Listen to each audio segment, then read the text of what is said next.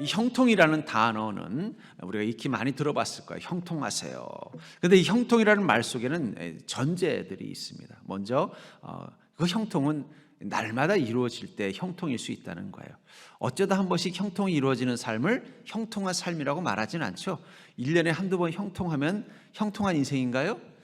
1년에 한두 번 형통해서는 형통하다고 할 수 없는 것 같아요. 날마다 그것을 경험해야 내 삶은 참 형통하다라고 말할 수 있는 거죠. 또 모든 것에서 그 형통을 경험해야 우리는 형통하다고 말을 해요. 자녀들은 잘 되는데 경제적으로 어려움을 겪는다든지, 또 경제적으로는 잘 되고 있는데 몸이 자꾸 아파서 큰 병으로 고통받고 있다면 우리는 그 시간을 형통한 시간이라고 말하기 참 힘들다는 것이죠. 그런 의미에서 이 형통이라는 단어는 날마다 모든 것에서라는 하나의 전제를 가지고 있습니다. 그래서 보통 형통하세요 할 때 어떻게 말해요? 만사 형통하세요 라고 말하는 이유도 그 형통 속에는 이 두 가지 전제가 들어있기 때문일 것입니다. 오늘 본문의 이스라엘 민족은 이 광야라는 척박한 곳에서 하나님이 주시는 형통을 경험하는 시간을 갖게 되었다고 말하고 있어요. 그것은 바로 만나와 메추락이라는 형통입니다. 이 광야라는 것은 아무것도 구할 것이 없는 척박한 곳입니다. 먹을 것을 구할 데도 없고 잠자리도 쉽지 않고 마실 물 하나도 얻기 쉽지 않은 그 척박한 곳에서 200만 명에 가까운 이스라엘 민족이 40년간을 살아남을 수 있었다는 것 자체가 기적이에요. 물이 있는 것도 아니고 먹을 것이 있는 것도 아니고 또 일교차는 심하고 하나 살 수 있는 터전이 안 되는 그 광야에서 200만 명이나 되는 이스라엘 민족이 40년간을 살 수 있었다는 것은 그곳에 하나님의 형통이 임했기 때문입니다. 특별히 오늘 본문에서는 이스라엘 민족이 만나와 메추락이라는 하나님의 은혜의 형통을 경험하게 된 장면을 이렇게 이야기하고 있어요. 너는 날마다 진 바깥에 아침에 나가면은 그곳에 만나가 내릴 것이다. 그것을 너희 가족들에게 맞게끔 가지고 와서 먹어라. 단 오늘 하루 먹을 분량만 가지고 오라고 명령합니다. 그래서 이 만나를 본 이 이스라엘 민족은 그걸 다 가져다가 자기 집에서 마치 밀가루를 가지고 빵을 만들듯이 빵을 만들어서 같이 먹었어요. 먹고 나면 참 신기하게 거둬들인 양이 딱 가족들이 먹을 만큼의 분량만 딱 채워지는 거예요. 그리고는 다음날 또 가면 곳에 만나가 있는 것입니다. 그리고는 또 이렇게 명령하셨어요. 하나님께서 단 안식일 전날은 2배를 거둬라. 그리고 안식일 날은 만나가 내리지 않을 것이니 너희들은 굳이 만나를 얻으러 나갈 필요가 없고 그 전날 거둔 것을 가지고 안식일을 보내라고 명령하십니다. 실제로 이스라엘 민족들이 전날 안식일에 만나를 2배로 거두고 다음날 가봤더니 만나가 내리지 않은 거예요. 그래서 그걸 거둬들인 걸 가지고 함께 먹었다는 이 장면을 통해서 그들이 광야에서 경험한 이 형통, 어쩌면 그리스도인에게 형통도 마치 이 광야에 아무것도 없는 척박한 땅에서 하나님의 만나가 임해서 그들의 삶을 지켜주신 것처럼 광야와 같은 인생 한가운데, 척박한 상황 한가운데 주님의 은혜가 날마다 임할 때 우리는 형통한 삶이라고 말할 수 있는 것입니다. 전 그런 의미에서 광야에 있지만 형통을 경험하는 것이 바로 그리스도인의 형통이라고 본다면 오늘 본문에 나오는 이 사건은 우리에게 형통이 어떤 모습인지를 잘 알 수 있게 해주는 지혜입니다. 우리 옆 사람 보고 이렇게 인사해 볼까요? 어떻게 주님의 형통을 잘 누리고 계십니까? 그러니까 여러분 자신이 형통한 자라는 사실을 믿는 믿음이 있기를 주의 이름으로 축복합니다. 주님께서 그 형통을 이스라엘 민족의 삶 가운데, 그것도 광야라는 척박한, 무엇 하나 얻을 것이 없는 그 척박한 곳에서 경험할 수 있게 해주셨다면 여러분들의 인생 가운데 하나님께서 왜 형통의 만나를 허락하시지 않겠냐는 거예요. 그렇다면 주님이 우리에게 주시는 그 형통은 어떤 것일까요? 저는 이 만나의 사건을 통해서 우리에게 임하는 형통의 특징이 무엇인지를 알고 여러분들이 그 형통을 누리고 사는 복된 인생이 되기를 주의 이름으로 축복합니다. 먼저 우리 그리스도인은 거룩한 한 끼를 구하는 자입니다. 저를 따라해 볼까요? 그리스도인은 거룩한 한 끼를 구하는 자다. 본문 16장 3절과 4절을 보시면은 이스라엘 자손이 그들에게 이르되 우리가 애굽 땅에서 고기가마 곁에 앉았던 때와 떡을 배불리 먹던 때에 여호와의 손에 죽었더라면 좋았을 것을 너희가 이 광야로 우리를 인도해내어 이 온 회중이 줄여죽게 하는도다 하면서 자신들이 애굽 땅에서 먹었던 양식에 관해서 이야기하고 있죠. 고기가마 곁에서 고기도 구워 먹고 또 떡도 먹었던 시절을 이야기하고 있다는 거예요. 그리고 이 광야로 왔는데 이곳에서는 어떻게 돼요? 그 애굽에서 먹었던 그것들을 먹을 수 없는 상황이 된 것입니다. 그래서 아이고 우리 이제 굶어 죽게 생겼다는 거예요. 그때 4절에 보니까 그때 여호와께서 모세에게 이르시되 보라 내가 너희를 위하여 하늘에서 양식을 비같이 내리리니 백성이 나가서 일용할 것을 날마다 거둘 것이라 이같이 하여 그들이 내 율법을 준행하나 아니하나 내가 시험하리라. 근데 이 광야에서 어떤 일이 났다고 말하고 있어요? 하늘에서 양식을 비같이 내린다. 애굽에서 그들이 거둬들이는 양식과 이 광야에서 그들이 경험하는 양식은 다른 것입니다. 전혀 다른 양식을 경험하게 됐다는 거예요. 우리는 우리 인생을 어떤 인생인가를 분류할 때 저는 이 수고로 거둬들이는 이 양식을 통해서 우리가 공급받고 누리고 채우려고 하는 그 양식이라는 의미에서 인생을 세 가지 인생으로 분류할 수 있을 것 같아요. 첫 번째는 생존의 삶을 사는 인생이 있다는 것입니다. 저 시리아 난민들 같은 사람들, 또 저 아프리카의 어떤 척박한 환경에 사는 사람들은요, 그들에게 양식은 뭐예요? 오늘 하루 굶어 죽지 않는 게 양식이에요. 우리도 옛날에 6.25 끝나고 나서 정말 모든 게 다 폐허가 됐을 때 우리 어머님들, 우리 할아버지 할머니들은요, 날마다 무엇을 위해서 기도할 수밖에 없었어요? 오늘 우리 애들 밥 굶기지 않게 해주십시오. 그게 그들의 수고의 목적이고 그들이 거둬들이고 싶었던 한 끼였다는 거예요. 여러분들이 지금 살고 있는 이 시대에도 이 생존의 삶을 위해서 날마다 양식을 구하며 사는 인생들이 아직도 많아요. 우리는 안 그런 것 같지만 그런 인생들이 있다는 것입니다. 그런 생존의 삶을 위해서 수고로 거둬들이는 것으로 자기 인생의 모든 시간을 써야 되는 인생들은 어찌 보면 비참하고 초라할 수밖에 없을 것입니다. 야, 누구는 저 대한민국에서 태어나서 맨날 막 음식이 남아 돌아가지고 그냥 음식물로 버려지는 양이 뭐 엄청나다고 하는데 우리는 음식은 건져 둘째치고 물 하나도 제대로 못 구해서 맨날 그 오염된 물 먹어서 우리 자녀들이 막 배앓이하고, 그런 아프리카에 사는 사람들은요 자신들의 삶이 얼마나 비참하고 초라하겠어요. 나라 하나 잘못 만나가지고 어느 나라 백성이냐가 참 중요한 것 같아요. 그런 삶을 사는 사람도 있다는 거예요. 그 두 번째 단계는 풍요의 삶입니다. 이제는 날마다 거둬들이게 간신히 생명을 유지하는 게 아니라 그 거둬들인 것의 여유를 가지고 그 여유를 누리고 사는 삶. 아마 대부분의 선진국가에 사는 시민들은 이 풍요의 삶을 사는 곳 있을 거예요. 목사님들이 5월 달만 되면요 다 긴장을 한대요. 왜냐하면 출석률이 뚝 떨어진대요. 왜 떨어질까요? 날씨는 좋고 돈은 있고 차는 집에 있고, 그러니까 차 끌고 나가서 여행 다니고 뭐 하느라고 출석률이 뚝 떨어진다는 걱정들을 한다는 얘기를 들었어요. 그만큼 여유가 생긴 것이죠. 우리도 이제는 생존의 삶의 단계가 아니라 풍요의 삶을 추구하는 거예요. 혹시 오늘 집에 먹을 게 없어가지고 아침 굶고 오신 분 계십니까?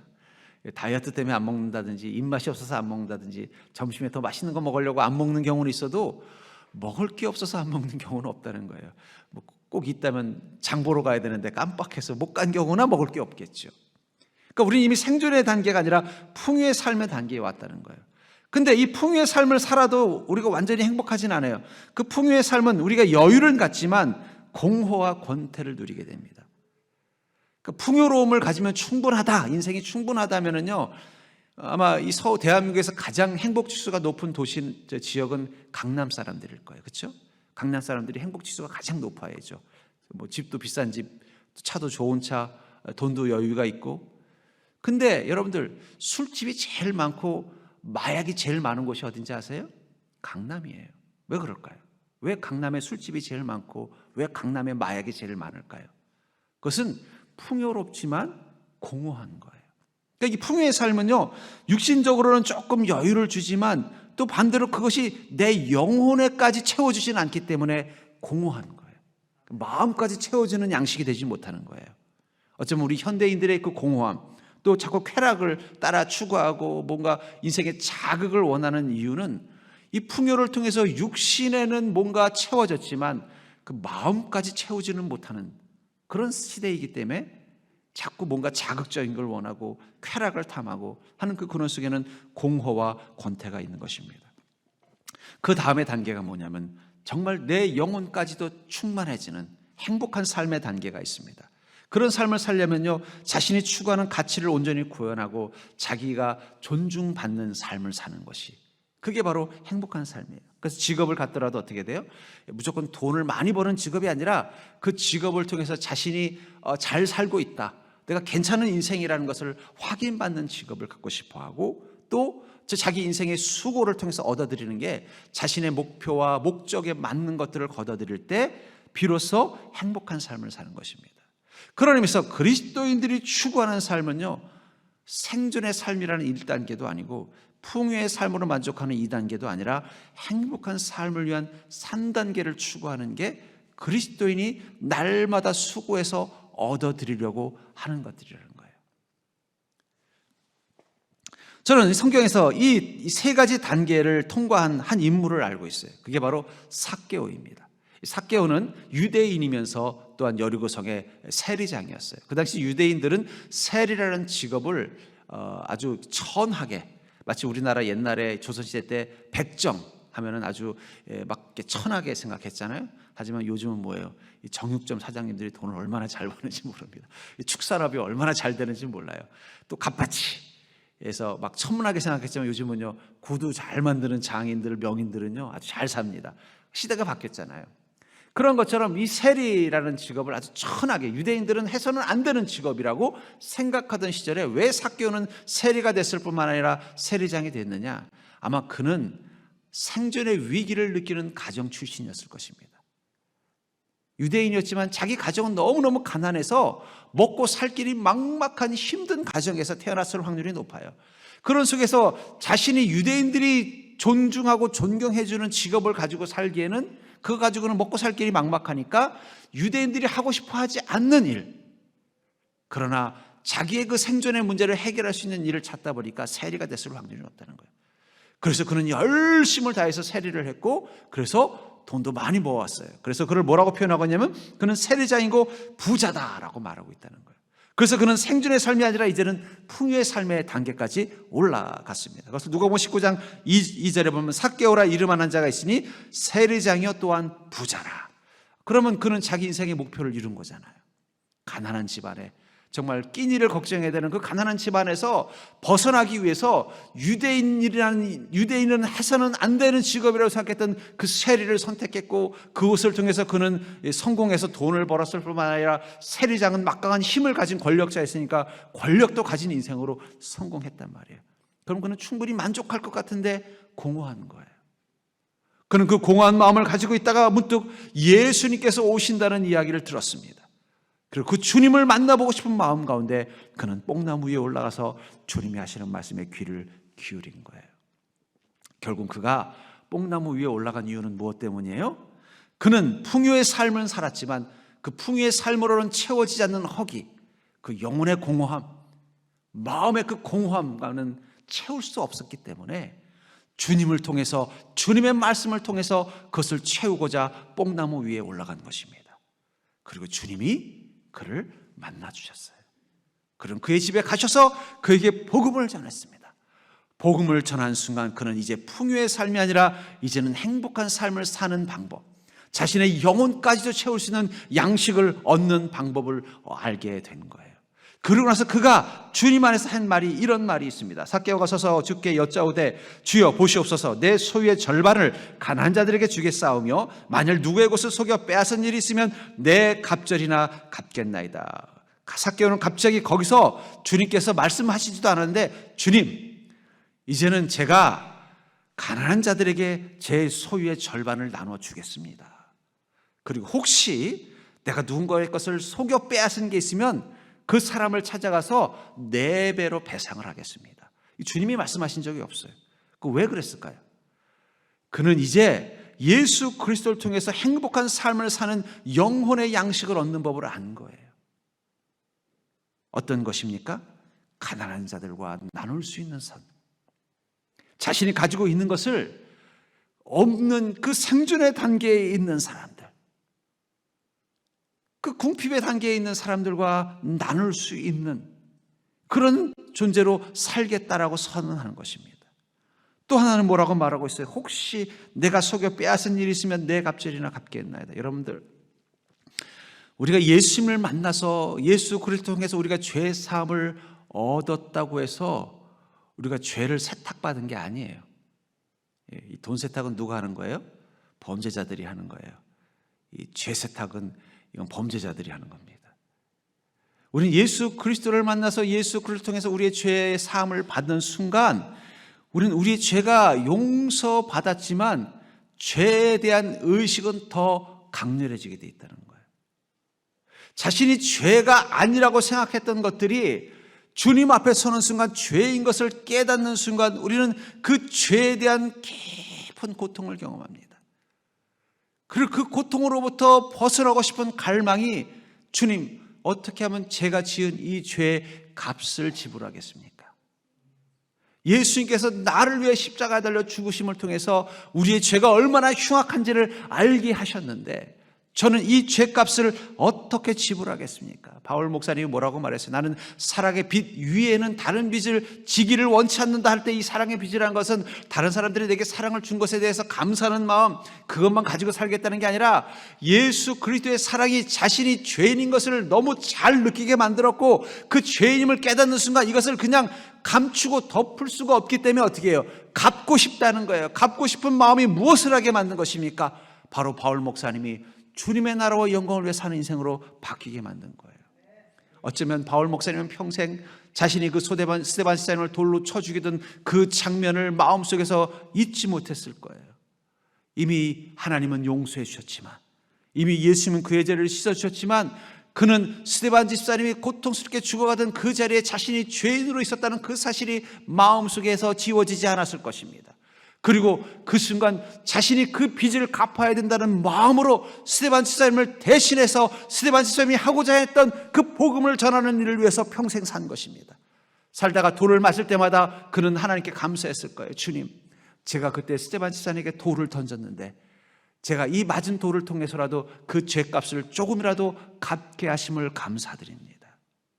여러분들, 그리스도인은요 하나님을 통해서 우리 죄가 용서함을 받지만 그렇기 때문에 그 순간 우리가 죄인인 게 더 절절히 느껴지고 그 죄의 값을 내가 갚아야 한다는 그 부채의식을 갖는 게 그리스도인이에요. 이 지금 삭개오도 그렇다는 거예요. 자신이 곧 전에 세리로 살 때 주님을 만나기 이전에는 늘 어떤 마음이 있었냐면 나같이 가난한 사람이 그럼 먹고 살려면 어떡하겠어? 이 세리라도 해야지. 내가 세리하면서 그래도 나름대로 열심히 살아서 이렇게 부자가 됐는데 왜 이렇게 나를 비난하는 거야? 니들은 나만큼 선하게 살 수 있어? 라고 하면서 자신의 죄에 대해서 보지 않으려고 했다는 거예요. 그러다가 예수를 만난 순간 어떻게 됐어요? 내가 죄인이구나. 주님께서 나를 이렇게 구원해 주신 그 은혜가 크구나라는 걸 깨닫는 순간 그때부터 그의 마음속에 자신에게 억울한 일을 당한 사람이 있을 수 있다는 사실을 깨닫기 시작하는 거예요. 그리고 뭐라고 말하는 거예요? 주님, 제가 과거에 제가 생각하지 못했지만 제가 인정하지 못했지만 내가 누군가의 것을 속여 빼앗은 것들이 있다면 그걸 다 하나씩 찾아내서 그걸 4배나 배상을 하겠습니다. 전 그게 그리스도인이라고 생각해요. 가끔 전에 옛날에 그 밀양이라는 영화에 보면은 그 어린아이를 유기했던 학원 원장이 감옥에서 예수님을 만났다고 하면서 그 아이의 어머니에게 이렇게 말하죠. 자매님도 하나님을 만나셨습니까? 저도 하나님 만났는데 하나님이 저의 죄를 다 사해 주셨습니다. 우린 다 죄인입니다. 그 순간 그 여자 주인공이 충격을 받죠. 여러분, 우리가 정말 주님에게 용서를 경험하면은요, 그 순간 어떻게 돼요? 자신이 죄인인 게 더 강렬하게 느껴지기 때문에 그 죄의 빚을 갚고 싶은 거예요. 자식이 부모에게 언제 효도하는지 아세요? 그래도 내가 부모님이 그래도 나같이 잘생기고 잘난 자녀 둬서 얼마나 감사하겠어 할 때는 효도 안 해요. 자기도 부모가 돼 보니까 아이고 내가 참 우리 부모한테 속 많이 썩인 죄인이었구나. 그거 깨달아야 효도하는 거예요. 마찬가지라는 거예요. 우리가 하나님의 사랑을 통해서 우리가 경험하는 게 뭐냐면 내가 정말 주님의 사랑을 경험해 보니까 내가 정말 죄인이었구나라는 걸 깨달아야 그때부터 효도하는 마음으로 선하게 사는 거지. 아이고 그래 하나님이 뭐 세상에 나같이 믿음 좋고 괜찮은 사람이 어디 흔한가 그러니까 나를 구원했겠지. 그럼 하나님이 보기에 그래도 그나마 내가 괜찮은 인간이니까 나를 구원한 거야. 이런 생각한 사람은요 절대 효도하지 않는다는 거예요. 하나님 원하는 인생 살지 않는다는 거예요. 여러분, 우리는 생존의 삶을 위해서 날마다 주님께 일용할 양식을 구하는 자가 아니에요. 더 풍요로워진 삶을 위해서 날마다 주님께 일용할 양식을 구하는 자가 아니라는 거예요. 지금보다 더 풍요로워지면은 완벽해질 것 같아요? 아니라니까. 여러분들 강남으로 이사 가도 여전히 공허할 거예요. 그냥 무슨 벤츠 이런 거 타고 다녀도 여러분들 공허할 거라고요. 통장에 막 수십억 수백억 있어도 공허할 거라는 거예요. 우리가 날마다 구해야 되는 양식은 나를 행복하게 해주는 양식, 내 영혼까지 배부르게 해줄 수 있는 양식. 그 양식은 무엇입니까? 그것은 바로 하나님의 자녀로서 이 땅 가운데 주님과 함께 동행하는 삶. 이 광야에서 이스라엘 민족이 경험했던 양식은 뭐예요?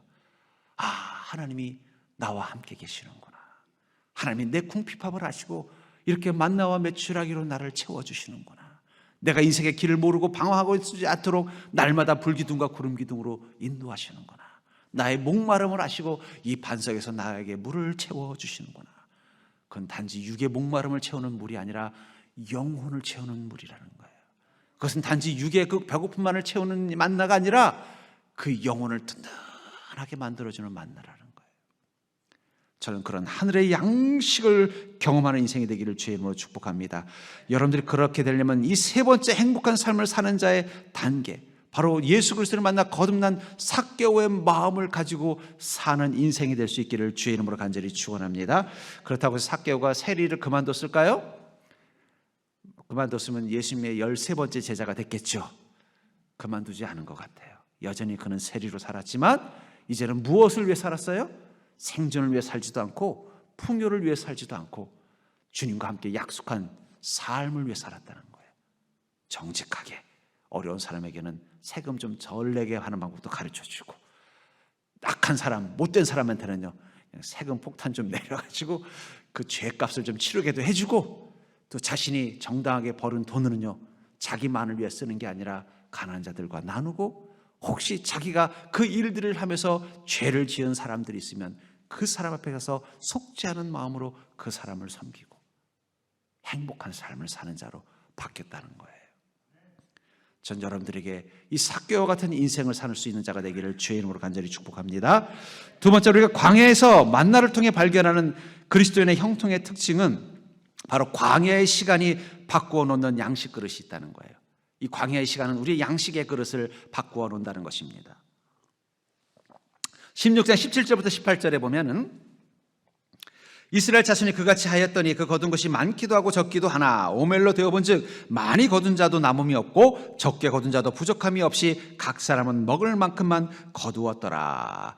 이 광야에서 이스라엘 민족이 거둔 것은 어땠다는 거예요? 자기가 원하는 대로 거둬도 돼요. 그런데 거둔 양이 어떻게 됐다는 거예요? 자기 가족들이 먹을 만큼 딱 분량이었다는 거예요. 오늘은 조금만 거둬도 되겠는데 하면 또 그날따라 어떻게 돼요? 가족들이 아빠 오늘은 배가 안 고파 그래서 조금만 먹더라는 거예요. 참 신기하다 하는 마음으로 이 만나를 거둬들였다는 거예요. 근데 그들이 애굽에서 양식을 거둬들일 때는 어땠을까요? 아마 애굽에서 그들의 양식을 거둬들일 때 그들은 노예의 신분이었고 여러 가지 많은 제약이 있었기 때문에 아마 바로를 통해서 보급품을 많이 받았을 것 같아요. 마치 저 북한 주민들이 보급품을 통해서 생계를 유지해야 되니까 어떻게 돼요? 그러니까는 이 북한의 그 김정은한테 충성할 수밖에 없는 게 밑보이면 어떻게 돼요? 당장 보급품이 끊어지면은 굶어야 되는 거예요. 굶어 죽어야 되는 거예요. 그런 바로의 보급품과 그 보급품을 얻기 위해서 자신의 노역을 해야 되는 삶을 살았던 것이 애굽의 양식의 특징입니다. 그 속에서 바로는 그들이 풍요롭게 살게 했을까요? 안 했을까요? 충성할 수 있도록 굶어 죽지 않을 만큼만 주는 거예요. 말 잘 들으면 조금 더 주고 말 안 들으면요 끊어버리고. 그걸 통해서 늘 어떻게 해요? 바로가 보급품을 주지 않으면 못 살도록 늘 굶주리게 만들어 놓는 거예요. 안달하게 만들어 놔요. 그래야 말 듣죠. 만약에 배부르면 어떻게 해야 돼요? 뭐 안 해. 해버리면 통치가 안 되니까 어떻게 해요? 근근히 먹을 만큼만 탁탁 주는 거예요. 그러다가 조금 뭐 좀 마음에 안 든다. 그럼 일부러 막 보급품도 끊어요. 그럼 막 잘못했습니다. 바로 왕이요. 좀 제발 좀 우리 아이들 먹고 살게 좀 먹을 것 좀 다시 보급해 주십시오. 다시는 그런 일 않고 왕이 시키는 대로 열심히 노역을 하겠습니다. 이렇게 해서 어떻게 해요? 그들을 통제하는 거예요. 그 속에서 이스라엘 민족은 날마다 아침에 눈을 뜨면 어떻게 되겠어요? 오늘은 바로가 보급품을 주나 안 주나? 안 주면 어떡하지? 그렇지 않아도 지난번에 바로 왕이 화가 난 것 같던데, 그렇다고 또 우리에게 먹을 걸 안 주면 우리 아이들은 또 배고프다고 할 텐데 어떡하지? 늘 먹고 사는 일로 고민하고 근심하는 마음에서 벗어나지 못하게 했어요. 그래야 이스라엘 민족이 딴 생각을 못하죠. 여러분, 세상이 그렇습니다. 세상의 마귀는요, 우리가 자꾸 딴 생각 못하게 하기 위해서 세상에서 우리에게 주는 보급품은요, 늘 굶어 죽지 않을 만큼만, 망하지 않을 만큼만. 그러다가 조금 좀 딴 생각하면 자꾸 하나님의 나라 생각하고 뭔가 선하게 살려고 하면 또 그 복음을 자꾸 끊을 것처럼 막 협박을 하는 것이 바로 이 바로의 이 애굽의 양식과 같다는 거예요. 그 속에서 우리는 살아남기 위해서 늘 부족하다고 느끼고 늘 갈급하고 늘 긴장할 수밖에 없다는 것입니다. 그렇던 이스라엘 민족이 애굽에서 나와서 광야로 왔어요. 객관적으로는 애굽이 더 풍요로운 땅이에요. 거기 나일강물이 있고요, 나일강 주변으로 푸른 들판이 있고 기름진 땅이 있고 들짐승들도 많고 물고기도 많은 곳입니다. 거기에 비하면 광야는요, 강도 없고 물도 없고 척박한 땅입니다. 독충만 있고 뭐 먹을 게 없는 그 땅이에요. 그 속에서는 만약에 이 애굽과 같다면 더 굶주릴 수밖에 없는데, 이 광야에서 그들의 그 빈 그릇을 채워주는 양식은 어디로부터 오는 것입니까? 하나님의 보급품이라는 거예요.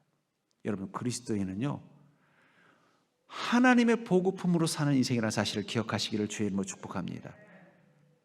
우리는 이 땅에 있지만, 이 땅의 광야 같은 곳에 살고 있지만, 바로와 같은 세상으로부터 보급받고 사는 자가 아니라 하나님으로부터 보급받고 사는 인생이라는 걸 기억하셔야 돼요. 그럼 하나님께서 그걸 보급해 줄 때 바로처럼 보급해 줬을까요? 바로는요, 이스라엘 민족이 마음에 안 들면 한 일주일씩 보급도 끊어버리고, 또 그 아들들을 낳지 말라고 했는데 아들 낳으면은요, 오히려 더 세금을 매겨가지고 있는 것도 뺏어가면서 그들을 더 힘들게 만들었어요. 근데 하나님은요, 날마다 똑같이 그 가족들이 다 먹을 분량만큼을 채워줬다는 거예요. 그러면 가끔 이스라엘 민족이 하나님께 거역한 장면이 이 출애굽기에 나오는데, 그러면 하나님께 거역했을 때 다음 날은 하나님이 만나를 주셨을까요? 안 주셨을까요? 여러분들이 이 자녀를 키우시고 또 여러분들이 자녀일 때 한번 생각해 보세요. 뭐 전날 와가지고 이 녀석이 그냥 막 부모님 원망하고 막 짜증내고 그냥 부모 속은 속이란 속은 다 시키고 자기 방에 들어가서 나오지도 않고 하면은 다음날 아침에 아침밥을 차려주세요? 안 차려주세요? 왜 차려주십니까? 하는 집 보면 정말 이건 정말 미워 죽겠는데 왜 차려줘요? 그 사랑하니까. 아마 하나님도 그런 날이 있었을 거예요. 전날 하는 집 보면 그냥 싹 바로처럼 한 일주일 그냥 굶기고 싶지만 너무 사랑하니까 다음날 또 만나를 내려주신다는 거예요. 그러니까 여러분들, 그러니까 자녀가 만약에 다음날 아침에 일어났는데 내가 전날 섞일 대로 썩였는데 다음날 아침에 일어났더니 아침밥상이 없으면 그건 엄마일까요? 새엄마일까요? 예. 오늘 엄마 어쩌면은 처음에는 이스라엘 민족이 왜 이 만나를 자꾸 하나님이 먹을 만큼만 가져가라고 하는데 자꾸 더 가져갔을까요? 그건 그들이 이 애굽에서 오래 있으면서 이 바로에게 경험했던 이 애굽 트라우마가 있었다는 거예요. 조금만 자기들이 잘못하면은 공급을 끊어버리는 거예요. 조금만 자신들에게 뭔가 마음에 들지 않으면은 더 있는 것마저도 뺏어가는 그 바로의 폭정 앞에서 늘 날마다 긴장하고 두려워하면서 하루하루 생존에 대한, 생활에 대한 두려움을 가지고 살던 그 습성이 이 애굽 트라우마가 남아 있었는데, 하나님이 날마다 만나를 주지만은 그 만나를 볼 때마다 혹시 하나님이 또 화내셔서 안 주시면 어떡하지? 그렇지 않아도 이번 주에는 내가 좀 하나님 원망도 하고 그랬는데 내일 안 주시면 어떡하지? 두려움이 생기니까 어떻게 하는 거예요? 있을 때 좀 챙겨놓을까 하고 챙겨놓은 거예요. 근데 그건 어떻게 됐어요? 다 썩어서 못 먹게 되더라는 거예요. 그래서 어쩔 수 없이 다음날 또 두려움 가지고 나가보면 어떻게 돼요? 또 하나님이 나를 위해서 새 만나를 착 내려놓으셨다. 그게 여러분들의 인생인 것을 믿으시기 바랍니다. 우리가 주님 앞에 선하든 악하든 순전하든 못하든 어리석든 주님의 기쁨이 되든 하나님은 날마다 주님의 은혜로 우리의 삶을 채워주시고 우리 삶의 그 빈 그릇과 같은 이 삶에 주님의 은혜를 채워주시는 게 우리의 하나님이라는 거예요. 그것을 믿는 믿음을 가지고 사는 게 바로 믿음의 삶입니다. 그렇기 때문에 주님의 그 은혜를 경험한 인생은요, 광야의 시간을 두려워하지 않아요. 40년간 이스라엘 민족이 처음에는 아마 주님이 주시는 그 만나를 몰래 추가로 가져다가 또 지난번엔 가져갔더니 썩었길래 이번에는 냉장고에 넣어놓고 썩지 않도록 또 소금으로 절여도 놓고 했을 거예요. 그래도 썩었을까요? 안 썩었을까요? 별짓을 해도 다 썩었을 거예요. 그럼 또 어쩔 수 없이 다음날 가서 또 만나를 가져오지만 여전히 내 마음 가운데는 애굽 트라우마가 있기 때문에 다음날 하나님이 또 안 주시면 어떡하지? 저러다 하나님 마음 바뀌셔가지고 이제는 우리 곁을 떠나면 어떡하지? 준비해놔야지 하는 마음으로 가져오면 또 썩고 가져오면 또 썩는 일을 반복했을지도 모르겠습니다. 근데 점점 세월이 지나면서 그들이 주님 앞에 충성하든 충성하지 않든, 내가 주님 앞에 온전히 살든 온전히 살지 않든 여전히 주님은 나와 함께 계시면서 내 삶의 그 빈 그릇을 주님의 은혜로 채우신다는 걸 알아가는 순간부터 그들은 언제부턴가 소위 말하는 이 전문용어로 꿍쳐놓는 걸 없애기 시작했을 거예요. 그리고 믿기 시작하는 것입니다. 하나님은 내일의 만나를 나를 위해서 준비하실 것이다. 그 순간부터 그들의 마음엔 평안이 있는 거예요. 그렇죠? 빈 쌀떡을 봐도 어떻게 돼요? 내일 아침 내가 배고플 때 그 쌀떡에는 새로운 만나가 채워질 거라는 걸 믿는 믿음이 생기는 거예요. 저는 그리스도인은요, 이 바로와 같은 세상으로부터 공급받는 게 아니에요. 인생이 하나님으로부터 인생 은혜를 공급받고 사는 게 그리스도인입니다. 저는 그걸 제 삶 가운데 많이 느낄 때가 있어요. 어떨 때는 저도 제 인생에 쌀떡이 바닥나는 것처럼 이거 어떡하지? 이거 다음에 이거 어떻게 해야 되나? 근데 보면요, 하나님께서 또 채워놓으시고 또 채워놓으시고 또 채워놓으시는 게 경험되죠. 그래서 오히려 때로는 내가 좀 경제적으로든 어떤 상황이든 좀 어려울 때일수록 이제는 두려운 게 아니라 기대가 돼요. 하나님 이걸 어떻게 채우시려나. 제가 대학원 다닐 때 IMF 터지고 또 저희 아이 태어나고 아내랑 저랑 다 학생이고, 그러니 등록금을 구할 데가 없었어요. 그러니 이거 등록금은 어떻게 구해야 되나. 그렇다고 제가 사역을 하고 있는데 또 교회도 어려우니까 또 제대로 또 이렇게 사례도 안 해주시고, 등록금은 아예 주실 생각도 안 하시고, 어떻게 해야 되나 걱정이 되는데도 두려움이 없어요. 두려움 없이 그냥 등록 안 하고 그냥 학교에 가요. 그러면 자꾸 독촉장이 와요. 윤 전사님 빨리 등록하셔야죠. 언제까지 등록 안 하시면은 이번 학기는 인정이 안 됩니다. 그래도 전 두려움이 없었어요. 그냥 기숙사에 가서 그냥 편안히 있으면요, 조금 있다가 한 두어 주 있다가 갑자기 누가 와서 그래요. 윤 전사님 이번에 등록 못했다며요. 그러면서 이번에 총동차기에서 장학금이 나왔는데 우리 전사님 주기로 했으니까. 저 3년 동안 등록금을 다 해결했어요. 한 번은 심지어는 저희가 집을 잘못 구했는데 그게 허가가 안 떨어지는 집이 이제 구한 거예요. 그래가지고 이게 이사를 했는데도 이게 집이 안 빠져가지고 그냥 1년 동안을 집을 그대로 놔두고, 전셋집이었는데 저희도 어쩔 수 없이 이제 또 아기도 있고 하니까 이제 서울에 올라와서 이제 부모님 집에서 이제 아기를 키우며 살아야 되니까 그 집을 빼야 되는데 빼지도 못하고 그냥 놔뒀어요. 그래서 1년 동안 묵혀놨다가 어쩔 수 없이 이제 약식 재판을 해서 또 그 집 주인이 알고 보니까 부자더라고요. 부자인데도 그걸 또 그 가난한 신학생 전세금을 안 빼주고, 참 그런 사람도 있더라고요. 그래서 그런데 놀라운 거는 1년 후에 배상을 받았는데 이자를 딱 주더라고요. 재판장이. 그게 딱 제 등록금이었어요. 그 학기 등록을 못할 뻔했는데 또 그 재판에서 이겨가지고 이자 가지고 또 등록금을. 그렇게 해서 제가 이 3년 대학원을 갔다가 장학금으로 다 다녔습니다. 제가 그때 깨달았어요. 그리스도인의 빈 그릇은 다음날 하나님이 새로운 만나로 채워주시는구나. 여러분들의 인생에 어떤 광야를 경험하든 두려워하지 않기를 주의 이름으로 축복합니다. 여러분들이 두려워하는 건 여전히 아직도 애굽 트라우마에서 못 벗어났기 때문이에요. 내 힘으로 세상 의지해서 살 때는 아무리 잘 살려고 노력해도 늘 근근하게 긴장하고 걱정해야만 살아갈 수밖에 없는 그런 환경을 세상은 만들어놔요. 바로같이. 근데 우리는 이제 바로가 아니라 하나님이 우리의 주인된 인생 사는 거예요. 설령 광야일지라도 그 속에 하나님과 함께 간다면 하나님은 우리 인생의 그릇을 반드시 채우실 것입니다. 그것을 믿는 믿음이 생기면 그 순간부터 내 인생에 어떤 광야라도 두려워할 필요가 없다는 거예요. 그래서 고린도후서 9장 8절에 보면은 한 그리스도인을 향해 교회를 향하여 이렇게 고백합니다. 하나님이 능히 모든 은혜를 너희에게 넘치게 하시나니 이는 너희로 모든 일에 항상 모든 것이 넉넉하여 모든 착한 일을 넘치게 하게 하려 하심이라. 고린도 교회를 향하여 바울 목사님을 통해 하나님 뭐라고 말씀하세요? 하나님이 능히 모든 은혜를 너희에게 넘치게 하시는, 여러분 하나님께서 우리에게 주신 은혜는 넘치게 주시는 은혜라는 사실을 기억하시기 바랍니다. 그것도 모든 은혜라고 말하고 있다는 거예요. 이는 너희로 모든 일에 항상 모든 것이 넉넉하여, 어떤 일이 아니라 모든 일에 넉넉한 삶. 여러분 그리스도는 늘 넉넉합니다. 당장은 지갑에 돈이 없어도 넉넉한 자예요. 왜냐하면 또 채워질 걸 알기 때문이죠. 하나님의 은혜로 채워질 걸 알기 때문에 누린 마음의 넉넉함을 가지고 살아셔야 돼요. 궁핍하게 살지 마십시오. 아직도 애굽 트라우마에서 못 벗어나서 내일 지금 돈이 있어도 내일 없으면 어떡할까 그런 걱정 가지고 살지 마십시오. 여러분들의 육신의 여러분들의 삶에 그런 걱정 가지 마시고 모든 것이 넉넉하여 모든 착한 일을 넘치게 하려 하심이라. 착한 일이란 건 무엇입니까? 나를 위해서가 아니라 남을 위해서 내 인생과 내 시간과 내 수고를 쓸 수 있을 만큼의 능력을 갖는 자로 살게 해주신다는 거예요. 그게 그리스도인의 형통입니다. 하나님이 여러분들도 살기 힘든데 다른 사람 돌보게 하라고 명령하시지 않는다는 거예요.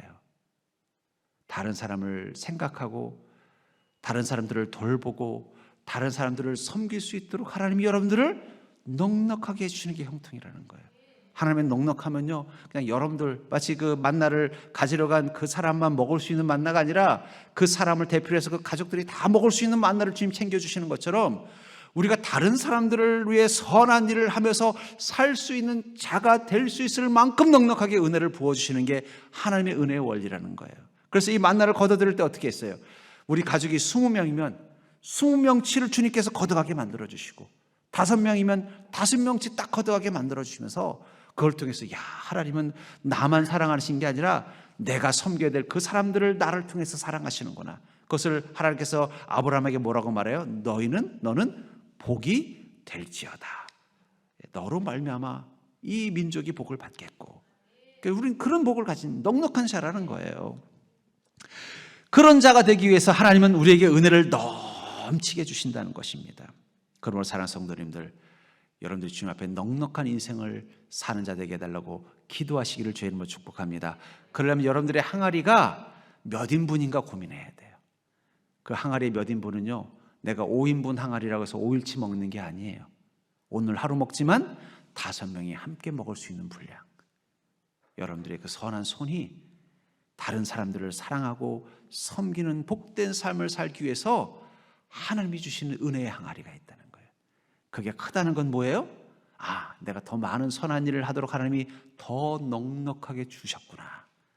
그런 마음을 가지고 주님 주신 은혜를 누리고 사는 인생이 되기를 주의 이름으로 축복합니다. 그렇기 때문에 그리스도인의 풍요는요, 숭고한 목적일 때만 쌓인다는 거예요. 절대로 볼까요? 그리스도인의 풍요는 숭고한 목적일 때만 쌓인다. 22절부터 25절을 다시 보시면, 여섯째 날에는 각 사람이 갑절 식물 곧 하나에 2오멜씩 거둔지라. 회중의 모든 지도자가 와서 모세에게 알림해 모세가 그들에게 이르되 여호와께서 이같이 말씀하셨느니라. 내일은 휴일이니 여호와께 거룩한 안식일이라. 너희가 구울 것은 굽고 삶을 것은 삶고 그 나머지는 다 너희를 위하여 아침까지 간수하라. 그들이 모세의 명령대로 아침까지 간수하였으나 냄새도 나지 아니하고 벌레도 생기지 아니한지라. 모세가 이르되 오늘은 이것을 먹으라. 오늘은 여호와의 안식일인즉 오늘은 너희가 들에서 그것을 얻지 못하리라. 어떻게 했다고 말하고 있어요? 벌레가 생기지 않았다. 안식일을 위해서 쌓아놓은 것은 벌레가 생기지 않았다는 거예요. 그러나 다른 날 쌓아놓은 건 어떻게 했다는 거예요? 다 벌레가 생겨서 다음 날은 또 가서 새로운 은혜를 공급받아야 했다는 거예요. 여러분들은 이 부자 청년에 관한 이야기 아시죠? 성경에 나오는 예수님을 만났던 부자들 중에 이 부자 청년이 있습니다. 그는 많은 부를 가진 부자 청년이었어요.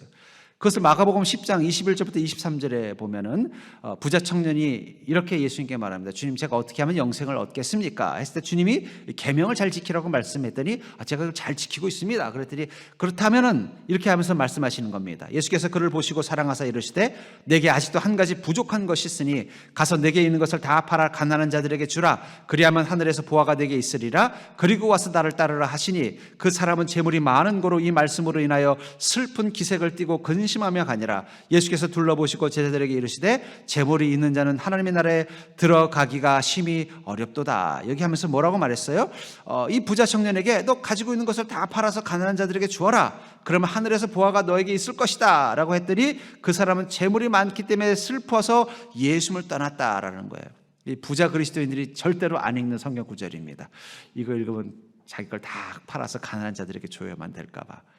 근데 여러분 이게 오해하면 안 돼요. 그렇다면 주님께서는 이 말을 이 부자 청년에게만 할 게 아니라 삭개오한테도 그렇게 말씀하셨어야죠. 그도 예수님을 따르던 부자였는데. 아리마대 요셉, 그도 부자였습니다. 근데 왜 이 부자 청년에게만 너는 가진 것을 다 팔아 가난한 자들에게 주라고 했을까요? 그것은 바로 그 23절에 보면 재물이 있는 자는 하나님 나라 들어가기가 심히 어렵도다 하면서 이 부자 청년의 문제는 뭐예요? 재물과 하나님을 같이 섬겼다는 거예요. 그는 그의 인생의 두 가지 목적이 공존하는 자였다는 거예요. 하나님을 섬기기 위해서 부자가 아니라 부자가 되는 것도 자기 인생의 목적이고 하나님을 섬기는 것도 자기 인생의 목적인 이 두 가지가 충돌되는 삶을 살고 있었다는 거예요. 근데 그걸 자신은 잘 몰랐던 거예요. 의식하지 못했던 거예요. 자기 안에 두 가지 마음이 있었다는 거예요. 그러다가 주님께서 그 사실에 직면하게 만들어준 게 뭐예요? 그래, 네가 하나님을 섬기며 살고 싶다고? 그렇다면 너의 숨겨진 목적, 부자의 삶을 누리고 영위하려는 게 인생의 목적인 것을 내려놓아라. 그게 뭐예요? 가난한 자에게 나눠주라는 거예요. 그 순간 그는 깨달은 거예요. 자기 안에는 두 가지 마음이 있구나. 재물을 숭배하고 재물을 소중히 여기고 재물을 아끼는 마음과 함께 또 하나님도 섬기고 싶은 이 두 가지가 충돌되고 있는 것을 깨닫게 된 거예요. 그리고 그 속에서 그는 차마 둘 중에 하나라도 포기할 수 없었던 거예요. 그래서 떠난 것입니다. 그러나 아리마대 요셉, 예수님을 장례 치렀던 아리마대 요셉, 그도 부자라고 되어 있어요. 그리고 또한 유대인의 관원이었습니다. 그러니까 그는 권력도 있고 또 부도 가지고 있었던 유대인이었어요. 그가 예수님의 그 시신을 장례하는 장면을 이렇게 말하고 있습니다. 마태복음 27장 57절부터 60절에 보면은 저물었을 때 아리마대 부자 요셉이라는 사람이 왔으니 그도 예수의 제자라. 빌라도에게 가서 예수의 시체를 달라 하니 이에 빌라도가 내주라 명령하거늘 요셉의 시체를 가져다가 깨끗한 세마포로 싸서 바위 속에 판 자기 새 무덤에 넣어두고 큰 돌을 굴려 무덤 문에 넣고 가니. 지금 이 아리마대 요셉은 부자이면서 유대 관원이었습니다. 그리고 지금 이 상황은 유대 정부와 예수님이 어떻게 된 거예요? 서로 원수가 된 상황이라는 거예요. 그런 속에서 자신이 예수님의 제자라는 것을 노골적으로 보여준다는 건 정말 자신이 가지고 있는 부와 명예를 다 잃어버릴 수 있는 위험한 상황이에요. 예수님이 살아있을 때라면 모르겠는데 돌아가셨는데 그 돌아가신 시신 하나 거두려고 이 위험한 모류를 쓰는 거예요. 만약에 그 부자 청년 같았으면 어떻게 했을까요? 아마 돈을 주고서 사람 하나 사서 저 예수님이 돌아가신 시신을 어떻게 하는지 보고 너 가서 몰래 훔쳐와라. 훔쳐와서 저기 내가 돈 줄 테니까 저쪽에 선산 하나 사서 거기다 양지 바른 곳에 묻어드려라. 이렇게 했을 거라는 거예요. 그런데 이 아리마대 요셉은 어떻게 했어요? 직접 빌라도를 찾아가서 예수님의 시신을 내게 주십시오. 그러다가 만약에 이 빌라도에게 이 예수님의 시신을 달라고 하는 이 아리마대 요셉을 본 다른 유대인들이 봤으면 어떻게 됐겠어요? 알고 봤더니 이 아리마대 요셉이 예수님의 제자였네. 저놈도 감옥에 집어넣어야 되겠다. 그랬으면 그는 지금까지 쌓았던 부와 명예를 다 잃어버리는 순간이에요. 근데도 그는 두려워하지 않고 빌라도를 만나서 그 시신을 요구하고 그것을 또 자기가 오래전부터 만들어 놓은 무덤. 이 유대인들은요 미리 자기 무덤을 준비해놔요. 그러면 그 얘기는 뭐예요? 아리마대 요셉뿐만 아니라 주변 사람도 다 아는 거예요. 그건 저기 요셉의 무덤이야. 거기다 예수님을 모셨다는 거예요. 그럼 다 알려지게 되면 어떻게 돼요? 자기가 가지고 있는 이 부와 명예를 다 잃어버릴 수 있는 그 위험성에 자기를 노출했어요. 왜 그랬을까요? 자기에게 중요한 건 바로 예수 그리스도이기 때문입니다. 주님은 그런 이들을 부자로 만들어 주시는 거예요. 하나님이 인정하시는 부자는요, 주님의 영광을 위해서는 내가 가지고 있는 부와 명예도 버릴 수 있는 마음, 내 인생의 목적은 주님의 영광입니다. 이 고백을 할 수 있는 자들을 부자로 만들어 주셔요. 또 반대로 그 고백을 못하면요, 하나님께서 절대로 우리를 부자로 만들지 않습니다. 왜냐하면 우리가 다 부자 청년이 될 수 있기 때문에. 제가 이렇게 보면은 저는 이 부자에 관심이 많습니다. 왜냐하면 저희 아버님이 너무 가난하게 사셨기 때문에, 예수를 잘 믿어도 가난하게 살 수 있다는 진리를 저는 가정에서 발견했기 때문에 왜 그럴까? 어릴 때부터 연구를 했어요. 그래서 제가 신학도 공부했지만 이 경영학에 대해서, 경제에도 관심을 많이 갖는 게, 왜 예수 믿으면 더 잘 살아야 되는데, 기도원에 가면 맨날 원장님이 예수 믿으면 잘 산다는데 왜 안 될까 하다가 깨달은 게 뭔지 아세요? 우리에게 주님께서 하늘의 보화를 주실 때, 그 보화가 쌓이게 할 때 하나님이 먼저 검증하는 게 뭐냐면, 이 사람은 내가 재물을 주면은 나를 위해서 사용할까, 아니면 재물을 섬기면서 겸해서 섬기는 인생이 될까를 보신다는 거예요. 그럼 생각해 보세요. 지금 가난할 때 예수 잘 믿던 사람 부자 만들어 놨더니 예수님 믿는 것과 또 재물을 섬기는 마음이 생겨서 예수님 떠나버리면, 그건 하나님께서 그 사람에게 복을 준 게 아니라 저주하신 게 되잖아요. 그러니까 어떻게 하시겠어요? 안 주시는 거예요. 안 주시는 거예요.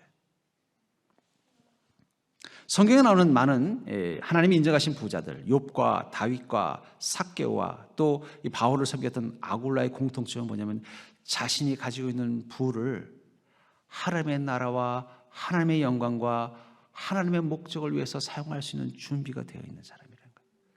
자신에게 있는 이 부가 하나님이 내게 주신 은혜라고 생각하고, 그것을 내게 주신 목적이 무엇인지를 분명히 알고 사는 인생이었다는 거예요. 아까 이 부자 청년에게 뭐라고 말하고 있어요? 가난한 자들에게 다 주라, 그럼 하늘에서 보화가 내게 있으리라. 저는 이 말을 이렇게 정의를 내리고 싶어요. 여러분, 비트코인이라는 말 들어보셨죠? 요즘 가상화폐.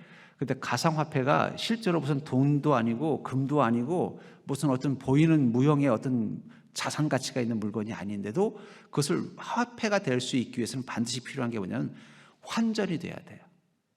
무슨 얘기냐면, 그 가상화폐를 가지고 가서 커피를 마시려고 하는데 커피를 주면은 그건 돈의 가치가 있는 거예요. 그 가상화폐를 가지고 가서 환전소에 가서 한국 돈으로 바꿔달라고 해서 한국 돈으로 바꿔주면은요, 그건 가치가 있는 거예요. 근데 환전이 안 되면요, 그거는 소위 말하는 그 싸이월드 도토리 같은 거예요.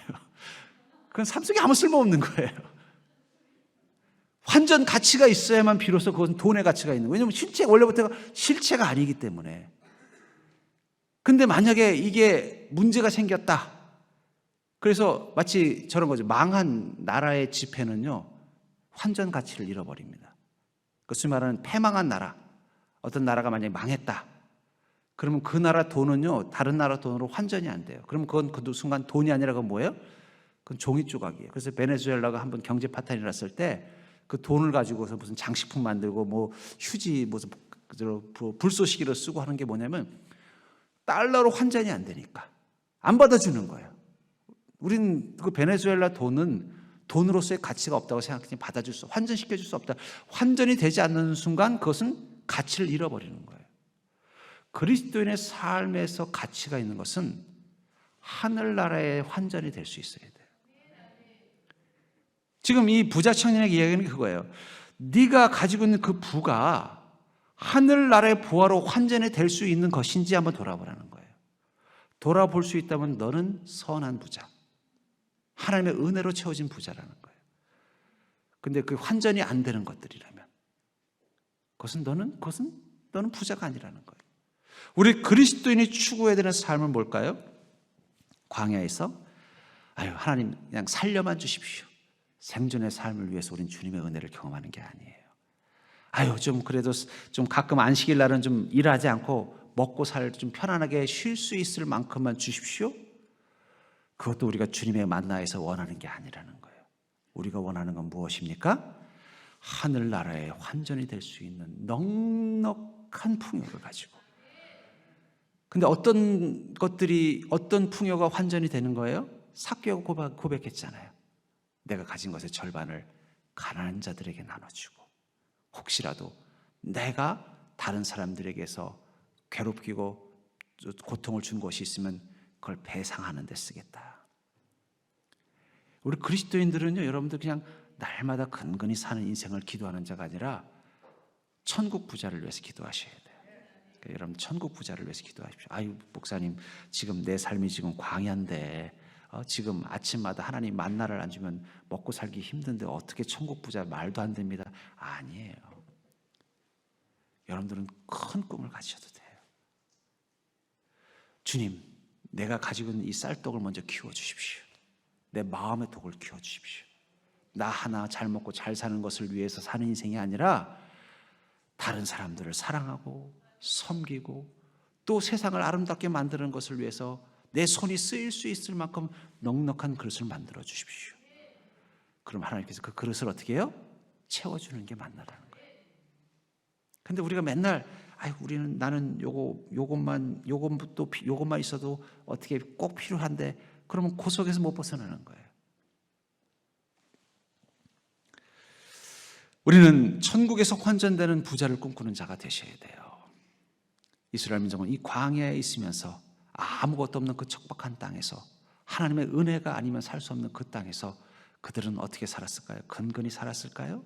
아니에요. 날마다 하나님의 은혜가 그들의 삶 가운데 쌓였습니다. 만나는 사라졌지만 하나님의 은혜는 나날이 쌓여갔어요. 그리고 그것이 넘치는 순간 그들의 눈앞에 무엇이 보였을까요? 가나안 땅이 보인 거예요. 지금은 어쩌면 광야일지도 모릅니다. 이 광야 속에서 여러분들은 하늘 부자 같은 마음으로 사셔야 돼요. 지금 내 삶도 마치 생존의 삶을 위해서 허덕이는 것처럼 보이더라도, 아니, 나는 하나님의 은혜를 공급받는 거예요. 그 속에서도 우리가 다른 사람들을 섬기고 선을 행하고 다른 사람들을 위해 넉넉한 마음을 가지고 살려고 노력하십시오. 그럼 하나님께서 어떻게 할까요? 그 마음만큼 또 은혜를 채워주실 것입니다. 그래서 그 마음이 커지면 커질수록 여러분들은 더 큰 부자가 되는 거예요. 여러분들 홀트 아동복지 제가 몇 번 예화로 들었습니다. 우리나라가 6.25 전쟁이 났을 때 미국에 홀트라는 농부가 살았어요. 그 농부가 우연히 한국의 선교사로 온 한 선교사님을 통해서 이 전쟁을 통해, 전쟁 때문에 이 한국에 고아들이 많다는 얘기를 듣고 마음에 하나님이 감동을 주신 거예요. 나도 비록 가난한 농부지만 그 얘기들이 너무 불쌍하다. 근데 내가 할 수 있는 일이 없으니까 그러면 그 고아 한 명을 입양해야겠다 해서 선교사님에게 요청을 한 거예요. 그 선교사님 가셔서 그 전쟁에 부모를 잃은 고아 한 명만 제가 입양할 테니까 내게 보내주십시오. 그래서 그 선교사님이 전쟁 고아를 이 홀트 농부에게 입양시켜 준 거예요. 그래서 그 아이를 잘 키우고 있었더니 옆에서 보던 다른 농부들이, 야, 자기 하나도 살기 힘든 이 가난한 농부가 그 어려움 속에서 자기 자식도 키우기도 쉽지 않은데 그 가난한 고아를 데려다가 키우네. 그러면서 우리도 좀 그렇게 하고 싶은데 좀 홀트 씨가 좀 연결을 좀 해주셔요. 그래가지고 그 이야기를 듣고서 입양하기를 원하는 농부들에게, 같은 이웃들에게 또 입양할 수 있도록 그 선교사님에게 요청을 한 거예요. 근데 이게 점점 소문이 나가지고 많은 사람들이 자기도 그 6.25 전쟁 고아를 입양하고 싶다고 한 명, 두 명 자꾸 늘어나는 거예요. 그러다 보니까 이게 농사 지을 시간이 없는 거예요. 안 되겠다. 그럼 우리 아예 전업을 합시다. 그래서 한국으로 들어와가지고 홀트 재단을 만들었어요. 그분이 원래 사회복지학을 전공한 분이 아니라 그냥 평범한 미국의 농부였어요. 농부대 그의 마음에 하나님이 넉넉한 마음을 주신 거예요. 자기 하나 생존을 위한 삶, 자기 하나의 풍요의 삶을 사는 인생이 아니라 그 행복한 삶, 다른 사람들을 사랑하고 섬길 수 있는 넉넉한 삶을 살도록 그 마음의 그릇을 키워주는 순간 하나님 그 그릇을 채워주신 거예요. 그게 바로 지금 우리가 알고 있는 홀트 복지재단의 출발입니다.